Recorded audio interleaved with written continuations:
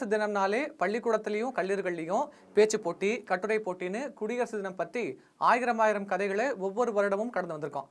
ஆனால் திரும்ப திரும்ப கேட்ட கதைகளையும் சம்பவங்களையும் தான் ஒவ்வொரு வருடமும் திரும்பி திரும்பி பார்க்குறோம்.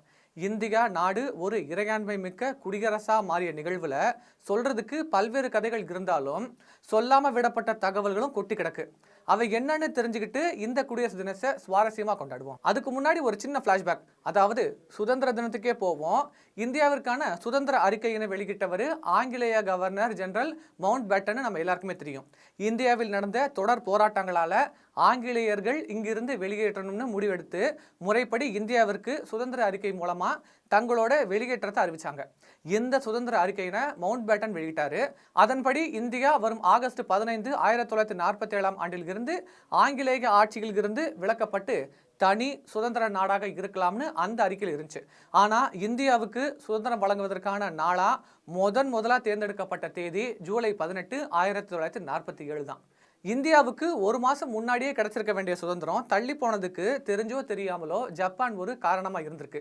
18 ஜூலையே இந்திய சுதந்திர சட்டம் அங்கீகரிக்கப்பட்டிருந்தாலும் இரண்டாம் உலக போருக்கு அப்புறம் ஜப்பான் ஆங்கிலேயர்களிடம் சரணடைந்த தேதியோட இது ஒத்து போனதால அப்போதைய ஜெனரல் மவுண்ட் பேட்டன் ஆகஸ்ட் 15ஆம் தேதியை இந்திய சுதந்திர தினமா தேர்ந்தெடுத்தாரு. இப்படி சுதந்திர தினம் ஏன் ஆகஸ்ட் 15 கொண்டாடப்படுதுன்னு பல்வேறு காரணங்களும் தர்க்கங்கள் இருக்கு. ஆனா ஜனவரி 26 அன்னைக்கு குடியரசு தினம் கொண்டாட காரணம் என்னன்னு கேட்டா இந்திய அரசியலமைப்பு சட்டம் அமலுக்கு வந்த நாள். அதான் குடியரசு தினமா கொண்டாடுறோம்னு சொல்லுவோம். ஆனா ஏன் ஜனவரி 26ல இந்திய அரசியலமைப்பு சட்டம் அமல்படுத்தப்பட்டதுன்னு கேட்டா நம்மள பல பேருக்கு தெரியாது.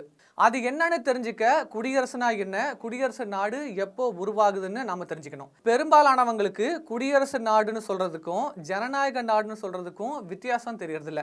ஒரு நாட்டோட மக்கள் தங்களை ஆள்பவர்களை தேர்வு செய்யும் உரிமை கொண்டுள்ள அமைப்பை நாம ஜனநாயகம்னு சொல்லுவோம். அந்த உரிமையை கொடுத்துள்ள நாட்டை ஜனநாயக நாடுன்னு சொல்லுவோம். மக்களால் தேர்வு செய்யப்பட்ட பிரதிநிதிகள் அதிகாரத்தில் இருக்கும் அரசு அமைப்பை குடியரசுன்னு சொல்லுவோம். அந்த அரசமைப்பை பின்பற்றும் நாடுகளை குடியரசு நாடுன்னு சொல்லுவோம். இந்திய அரசியலமைப்பு சட்டம் செயலாக்கத்திற்கு வந்த நாளை தான் நாம குடியரசு தினமா கடைபிடிச்சிட்டு வரோம். ஜனவரி 24, 1950ல 308 நாடாளுமன்ற உறுப்பினர்களின் ஒப்புதலோட ஹிந்தி மற்றும் ஆங்கிலம் ஆகிய மொழிகளில் எழுதப்பட்ட அரசியலமைப்பு கையெழுத்திடப்பட்டது. அப்புறம் ஏன் ஜனவரி 26ஆம் தேதியில குடியரசு தினம் கொண்டாடுறோம்னு தெரியுமா? அதுக்கு ஒரு சுவாரஸ்யமான வரலாறு இருக்கு. 1929 ஜனவரி 26 அன்னைக்கு இந்திய தேசிய காங்கிரஸ் அமைப்பு ஆங்கிலேயர்களின் ஆட்சிக்கு எதிராக இந்திய விடுதலையை முதன்முறையாக அறிவித்தது. அதை அறிவித்தவர் மகாத்மா காந்தி அவர்கள் தான். விடுதலை பெறுவதற்கு 17 ஆண்டுகளுக்கு முன்பே மகாத்மா காந்தி ஏற்படுத்திய விடுதலை நாளான ஜனவரி 26ஆம் தேதியை மக்களாட்சி மலர்ந்த நாளா கொண்டாட சுதந்திர இந்தியாவோட முதல் பிரதமர் ஜவஹர்லால் நேரு தலைமையிலான அமைச்சரவை முடிவு செஞ்சது. அதன்படி 1950ஆம் ஆண்டு முதல் குடியரசு தினம் கொண்டாடப்பட்டு வருது.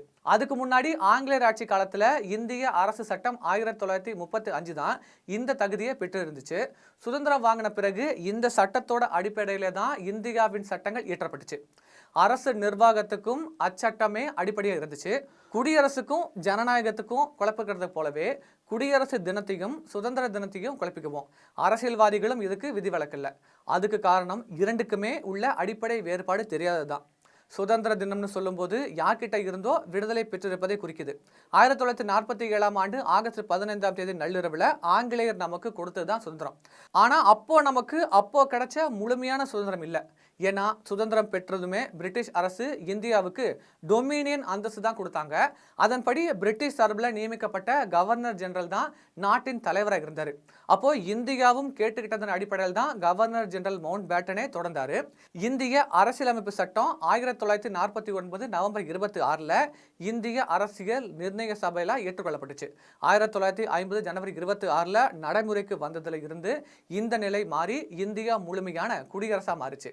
இதை தான் நாம குடியரசு தினமா இப்போ கொண்டாடுறோம். இந்திய அரசியலமைப்பு சட்டங்கள் 1950 அமல்படுத்தப்பட்டாலும் அவை 1949ஆம் ஆண்டு நவம்பர் மாதம் 26ஆம் நாள் முதல் இந்திய அரசியலமைப்பு சபையால் அங்கீகரிக்கப்பட்டு பின்பற்றப்பட்டு வருதுன்றது கூடுதல் தகவல். இந்திய அரசியல் அமைப்பு சட்டத்தோட இன்னொரு பெருமை என்னன்னா இந்திய அரசியலமைப்பு தான் உலகிலேயே மிக பெருசு. இதில் 444 ஆர்டிகல்கள் இருக்கு. குடியரசு தினத்துல தான் தேசிய விருதுக்கான பாரத ரத்னா, கீர்த்தி சக்ரா, பத்ம விருதுகள் அறிவிக்கப்படுது. இப்படியான குடியரசு தினத்தில் தான் இந்திய விமானப்படை உருவாச்சு. குடியரசு தினம் அறிவிக்கப்பட்ட நாள்ல தான் இந்தியாவுக்கு பல்வேறு கூடுதல் பெருமைகளும் அங்கீகரிக்கப்பட்டுச்சு. இந்தியாவுக்கு தேசிய கீதம், தேசிய பாடல்னு 2 இருக்கு. சுதந்திரம் கிடைச்ச 3 வருஷத்துக்கு பிறகுதான், அதாவது ஜனவரி 24, 1950 தான் இந்தியாவிற்கான தேசிய கீதமும் தேசிய பாடலும் அரசியலமைப்பு சபையால் ஏற்றுக்கொள்ளப்பட்டுச்சு. ஜனகணமனன்னு தொடங்கும் இந்திய தேசிய கீதமாகவும், வந்தே மாதரம் என்பது இந்திய தேசிய பாடலாகவும் ஏற்றுக்கொள்ளப்பட்டுச்சு. இது இரண்டையுமே இயற்றியவர் ரவீந்திரநாத் தாகூர்னு நம்மள பல பேர் நினைச்சிட்டு இருக்கோம். ஆனா இந்திய தேசிய கீதமான ஜனகணமன பாடலை மட்டும்தான் ரவீந்திரநாத் தாகூர் இயற்றினார். பங்கிம் சந்திர சாட்டர்ஜி இசையமைத்த வந்தே மாதரம் என்கிற பாடல் தான் 1896 முதல்ல பாடியவர் ரவீந்திரநாத் தாகூர். எழுதியவர் யார் தெரியுமா? அந்த பாடலுக்கு இசையமைச்ச அதே பங்கிம் சந்திர சாட்டர்ஜி தான். 1980 அவர் எழுதிய ஆனந்த் மத் என்ற நாவல்ல ஒரு பகுதியாக எழுதப்பட்ட இந்த பாடல் தான் பின்னால இந்திய தேசிய பாடலாக ஏற்றுக்கொள்ளப்பட்டுச்சு. கூடுதல் தகவல் என்னன்னா, ரவீந்திரநாத் தாகூர் தான் வங்காளத்துல தேசிய கீதத்தை எழுதினாரு. 1905 ரவீந்திரநாத் தாகூர் எழுதிய அமர் சோனார் பங்களா என்ற பாடலோட முதல் 10 வரிகள் தான் வங்காளத்தோட தேசிய பாடலா 1971 விடுதலை போறப்ப ஏற்றுக்கொள்ளப்பட்டுச்சு. இப்படி சுதந்திரம் கிடைப்பதற்கு சுயமரியாதை மிக்கவர்களாக நம்மை மாற்றின இந்த குடியரசு தினத்துக்கு சுதந்திர தினத்தை விட கூடுதல் மதிப்பு இருக்கு. உலக சரித்திரத்திலேயே 150 ஆண்டு காலமா தொடர்ந்து சுதந்திரத்துக்காக போராடிய நாடு வேற எதுவுமே இல்லை. அப்பேற்பட்ட ஒரு போராட்டத்துல தான் உலக மக்கள் தொகையில 5ல் 1 பகுதியினரான உள்ள இந்தியர்கள் ஈடுபட்டார்கள் என்பது வரலாற்றில் தவிர்க்க முடியாது. எப்படி உலக வரலாற்றில் இந்திய தேசத்தோட விடுதலை போராட்டத்தை தவிர்க்க முடியாதோ, அதே மாதிரி தான் இந்திய விடுதலை போராட்ட வரலாற்றில் தமிழ்நாட்டின் பங்கையும் தவிர்க்கவே முடியாது. பாளையக்காரர்களோட எதிர்ப்பு 1750 இருந்து 1770 வரையிலான காலகட்டத்தில் அழகு முத்துக்கோன், பூலித்தேவன், முத்து வடுகநாதர் போன்றோரின் போராட்டங்களும், 1770 முதல் 1790 வரையிலான வேலுநாச்சியார் மற்றும் மருது பாண்டியர்களின் கிளர்ச்சியும், 1790களுக்கு பிறகு வீரபாண்டிய கட்டபொம்மன், ஊமைத்துறை ஆகியோரின் எழுச்சி, முத்துராமலிங்க சேதுபதி, தமிழ்நாட்டின் புரட்சி குழுக்கள், படை உதவிகள், தூதாஜி வாக்கின் ஆதரவு நடவடிக்கைகள், பழனி சதித்திட்டம், மருது பாண்டியர்களின் நடவடிக்கைகள், கோயம்புத்தூர் கோட்டை மோதல், 1806 தொடங்கிய வேலூர் புரட்சி, வ.உ. சிதம்பரனார், மகாகவி பாரதின்னு தமிழ்நாட்டின் விடுதலை போராட்ட வரலாற்றை தவிர்த்து இந்திய தேசிய விடுதலை போராட்ட வரலாற்றை நம்மளால சிந்திக்கவே முடியாதுங்கிறப்போ எப்படி தவிர்க்க முடியும்? தவிர்க்கும் நடவடிக்கைகளை எப்படி வெற்றி அடையும்? அனைவருக்கும் ஒருங்கிணைந்த இந்திய தேசத்தின் குடியரசு தின நல்வாழ்த்துக்கள்.